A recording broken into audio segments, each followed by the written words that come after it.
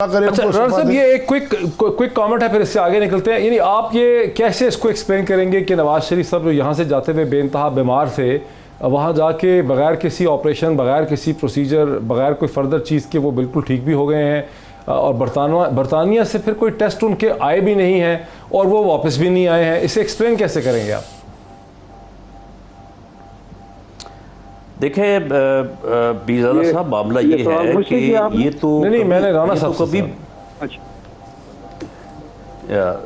देखें, मैं ये अर्ज़ कर रहा था कि ये देखें ये तो कभी भी ये केस नहीं था और ना ही कभी किसी ने इस बात को जो है वो आर्गू किया कि खुदा न खासा को मियाँ साहब जो है वो कोई साहिब फराश थे या वो चलने फिरने से जो है वो आरी थे। देखिए, हार्ट का एक आदमी पेशेंट हो सकता है, लेकिन उसके बावजूद अगर वो अपने आप को मेंटेन रखे तो जो भी उसको प्रॉब्लम हो, उस प्रॉब्लम के बावजूद जो है वो हार्ट पेशेंट जो है वो अपने बाकी मामलात जो है वो उनको जिस हद तक भी वो कर सकें वो उनको जो है वो करते हैं। तो ये तो जब मियाँ साहब यहाँ से, जब मियाँ साहब नैब की हिरासत से जब वो सिविल सर्विसेज हॉस्पिटल आए हैं, वो अपनी गाड़ी से खुद उतर के जो है वो वार्ड तक गए हैं। उसके बाद जिस दिन वो बैरून मुल्क भी गए हैं, वो खुद अपनी गाड़ी में सवार हो के तो फिर वहाँ से उतर के जो है वो गए हैं। तो ये तो यहाँ पे भी उनकी ये कंडीशन नहीं थी जो कंडीशन ये चाह रहे हैं। दरअसल इनको शायद ये था कि शायद वो बिस्तर से उठ नहीं सकेंगे, अब वो तंदुरुस्त हो नहीं सकेंगे। अब जब ये उनको देखते हैं तो इनको बड़ी परेशानी होती है कि ये तो यार ये फिर ठीक ठाक हैं और ये कहीं जो है वो वापस आ गए तो फिर बंदोबस्त, ये इनको परेशानी होती है। अली जैदी साहब जवाब देना चाह रहे हैं जनाब। मैं राना साहब हमारे असेंबली में कुलीग भी हैं, नेशनल असेंबली में। मैं इनसे सवाल पूछना चाहता हूँ कि ये अभी थोड़ी देर पहले उन्होंने अर्ज़ किया कि जो इनके लीडर कहते हैं वो उनकी बात पे मानेंगे, और बात भी ठीक है, उनको मेरी बात पे, आपकी या आरिफ भाई की, किसी और की बात पे मानने की ज़रूरत नहीं है। सो राना साहब एक सवाल पूछने, ज़रा उनसे पूछेंगे 18,000 वाला जिसकी नौकरी पे रखा था उसके अकाउंट से 450 मिलियन रुपए आपके अकाउंट में कैसे आते हैं? ये सवाल भी पूछ के हमें बता दें, फिर बड़ा आसान होगा।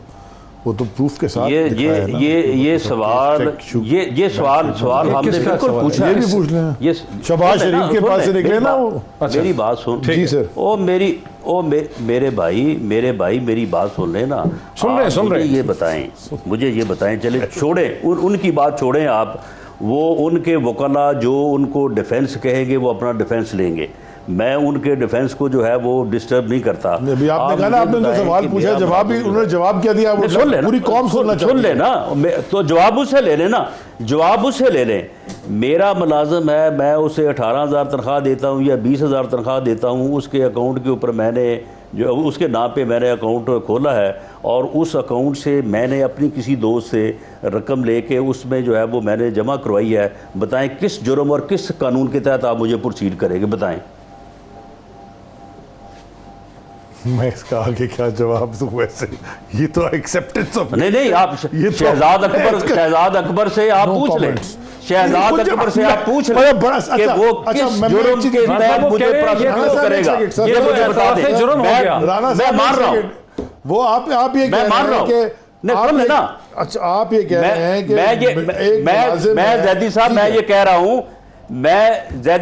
कह रहा हूं कि मेरा मुलाजिम है, मैं उसे 20,000 रुपये तनख्वाह देता हूं, मैंने उसके नाम पे अकाउंट खुलवाया है, मैंने उसके नाम पे अपने 2-3 चेक उसके अकाउंट में मैंने कैश करवा के वो कैश मैंने निकलवा के अपने किसी काम के लिए इस्तेमाल किया है। आप मुझे बताएं किस कानून के तहत मुझे प्रोसिक्यूट करेंगे? ये फ्रॉड शहजाद अकबर साहब से पूछ के बता दें।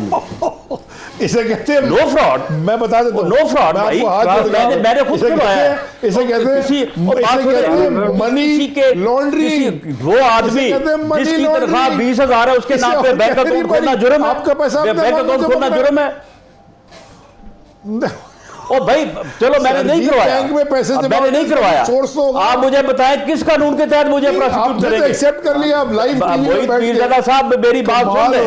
इनका आप क्या कहना चाह रहे हैं? सर मैं शहजाद अकबर साहब है, ये ऐसे ही बैठ के टीवी पे प्रोपेगेंडा करते, इनका कोई केस ही नहीं है, खुदा की कसम इनका कोई केस नहीं है। नहीं, अभी आपने एक्सेप्ट कर लिया। लेकिन राणा साहब, क्या आप ये तो कह रहे कि मैं कहता हूं डेफिसिट है, लैक्यूना है, शगाफ है? जी सुन लें, मेरे पाकिस्तान के कानून में मैंने अगर एक चेक सुन लें मैंने एक चेक ए से लिया है और मैंने बी के अकाउंट में जमा करवा दिया है, उसने कैश करवा के मुझे दे दिया है, अनलेस एंड अनटिल ये साबित ना हो कि वो रकम जो है, वो चेक जो है, वो मैंने करप्शन की है, मैंने किसी के साथ मार धाड़ की है, और अनलेस अनटिल ये प्रूव ना हो, ये कोई जुर्म नहीं है।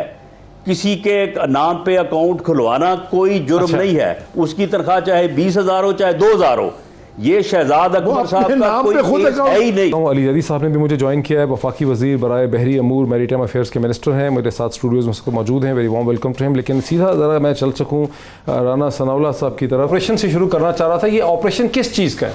अल्लाह उनको सेहत दे, ये भी मैं कह रहा हूँ। जी बिल्कुल बिल्कुल, मैं भी वही बात जो है वो आपको एक्सप्लेन करनी चाहता था। इसमें मैं कोई मेडिकल से मुतल्लिक़ आदमी तो नहीं हूँ। ये कोई कैथराइन जो एंजियोग्राफी, ये जो वेन्स आपकी जो आपके जो है वो जाती हैं ऊपर, यानी ये गर्दन से जो है वो आपके जो है वो ऊपर जाती हैं वेन्स, तो इनमें कोई जो है वो अगर ब्लॉकेज हो जाए तो उस ब्लॉकेज को रिमूव करने के लिए जो है वो स्टेंटिंग होती है। एक तो स्टेंटिंग होती है एक हार्ट से मुतल्लिक़ा, और वो कहा जा रहा है, जब जिन लोगों से बात हुई है, कि वो काफ़ी आसान है और यूजुअल है। लेकिन ये जो ब्रेन को आपकी जो वेन्स जाती हैं, अगर उनमें ब्लॉकेज हो तो उनमें स्टेंटिंग तो हो जाती है, लेकिन वो बहुत ही कॉम्प्लिकेटेड जो है वो एंजियोग्राफी होती है या ऑपरेशन होता है। और उसके लिए जो है वो काफ़ी पहले जो है वो डॉक्टर साहबान जो है वो बाकी चीज़ों के मतलब जो है वो अपनी जो है वो सेटिस्फेक्शन करते हैं। तो ये उनका ऑपरेशन है। और मियां शहबाज, लेकिन राणा साहब जब लाहौर से वो गए थे उस वक्त तो मामला दिल का वहाँ पे मौजूद हों। देखें, इसमें इस किस्म की जो है ये मैं समझता हूँ कि बड़ी ये का था या प्लेटलेट्स का था? ये प्लेटलेट्स। देखें मोई साहब, बात ये है कि किसी की भी सेहत से मुतल्लिक़ इस किस्म की जो है वो नीचे जाके सोचना जो है ये वैसे मुनासिब तो नहीं है। लेकिन बदकिस्मती है हमारे मुल्क की कि हमारे यहाँ इस किस्म का तबका पाया जाता है कि वो इस किस्म की जो है वो सोच रखता है। मामला ये है कि मियाँ साहब के हार्ट के पेशेंट होने का जो है वो कोई पिछला 15-16 साल का रिकॉर्ड है, और जो प्लेटलेट्स का मामला था वो यहाँ पे उनको हुआ, और उसके बाद जो है वो अभी तक उसके मुताल्लिक जो है वो मेडिसिन ले रहे हैं और वो मेंटेन है। और शायद उसी की वजह से जो है वो उनका ये ऑपरेशन जो है वो बर वक्त या जल्द नहीं हो सका। तो इसलिए जो है वो मियां शहबाज शरीफ का ये ख्याल था कि मैं उस मौके के वहाँ पे मौजूद हूँ। बाकी उन्होंने हर कीमत पे वापस आना था, हमारे साथ उनकी बात होती रहती थी। और जब ये कोरोना का मामला हुआ तो वो सिर्फ इस मसले की वजह से कि मुझे इस मौके पे जो है वो अपनी पार्टी के साथ, अपने लोगों के साथ मौजूद होना चाहिए, वो वापस आ गए। अच्छा, मुझे ज़रा इस डिस्कशन को आगे ले जाने दीजिए।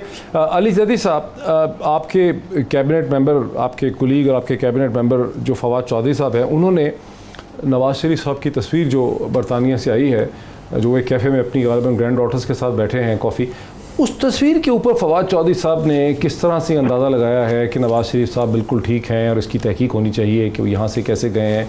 इतना बड़ा मामला कैसे बना दिया उन्होंने? उस पर ख़त लिख दिया उन्होंने प्राइम मिनिस्टर को। देखिए, वो फवाद चौधरी ने अगर ख़त लिखा है तो बिल्कुल उनका राइट है, क्योंकि हमसे कैबिनेट में ये कहा गया कि बीमार हैं, रिपोर्ट दिखाई गई बहुत बीमार हैं। आपको ये पता होना चाहिए कि उसमें उस वक्त भी कुछ कैबिनेट मेंबर्स थे जो इस ओपिनियन के नहीं थे कि इनको जाने दें। हम तो कहते थे यहीं करें इलाज, ठीक है, यहीं कराएं। मतलब इतना बड़ा शरीफ कॉम्प्लेक्स पता नहीं मेडिकल क्या बनाया है, वहाँ कराएं। बाहर से डॉक्टर उनको हमने कहा लेके आ जाते हैं, हम उसकी भी इजाज़त देते हैं। सब पाकिस्तान के प्राइम मिनिस्टर तो रहे ना, तो उनको पूरी प्रोटोकॉल प्राइम मिनिस्टर की मिलनी चाहिए। लेकिन राणा साहब कह रहे हैं कि सेहत पे बात नहीं करनी चाहिए। मैं क्यों, कमाल हो गया। कोई भी किसी पे इल्ज़ाम लगा के अकल को ज़हर बलोच बोले मैं बीमार हूँ, आप छोड़ देंगे? नहीं, इसका क्या मतलब होता है? कन्विक्टेड आदमी है, हम तो कह रहे थे कि करें, लेकिन ये भी पाकिस्तान की तारीख में पहली दफ़ा है कि मेरे ख्याल में दुनिया की तारीख में शायद पहली दफ़ा है कि कन्विक्टेड आदमी को हमने बेल दी है। खैर, तो वो फवाद चौधरी अगर वो बीमार है, मैं तो कह रहा हूँ ना उनको सेहत दे, मैंने शुरू ही इस पर किया, लेकिन अब यहाँ से गए थे प्लेटलेट्स की कि इतनी कम थे कि पता नहीं क्या हो गया। वहाँ प्लेटलेट्स माशाल्लाह अल्लाह के शुक्र, अल्लाह ने हमारी दुआ सुनी, इनकी भी सुनी, सबकी सुनी, उनके प्लेटलेट्स ठीक हो गए। अब कुछ और हो गया उनको, ये तो मैंने पहली दफ़ा सुना। आई डोंट नो कि आपको पहले सुना था कि नहीं, कि वो कोई दिमाग की ब्रेन क्या है, अल्लाह माफ़ करे, अल्लाह करे कि ठीक हो जाए, लेकिन मुझे पहले नहीं इसका पता नहीं था। जहाँ तक फवाद अब अगर उसके बाद अगर वो बैठ के माशाल्लाह अच्छी सी चाय पीते हुए नजर आ रहे, सवाल तो उठता है ना कि जी आप गए थे, आप तो 3 हफ्ते या 6 हफ्ते के लिए बेल जरा करा के गए थे कि राना साहब, इसमें बेसिकली अली जैदी साहब का इस्तदलाल ये है कि चूंकि वो कन्विक्टेड थे और नॉर्मल सर्कमस्टांसेस में कभी ऐसा हुआ नहीं है, तो कन्विक्टेड शख्स को जब बाहर जाने दिया गया है in relaxation of all rules and history and policy, तो फिर ये सवालात जो इस वक्त फवाद चौधरी साहब उठा रहे हैं उनकी सेहत के हवाले से, या आप जो बहस में कह रहे हैं कि नहीं उठाने चाहिए, ये फिर ज़रूरी हो जाते हैं।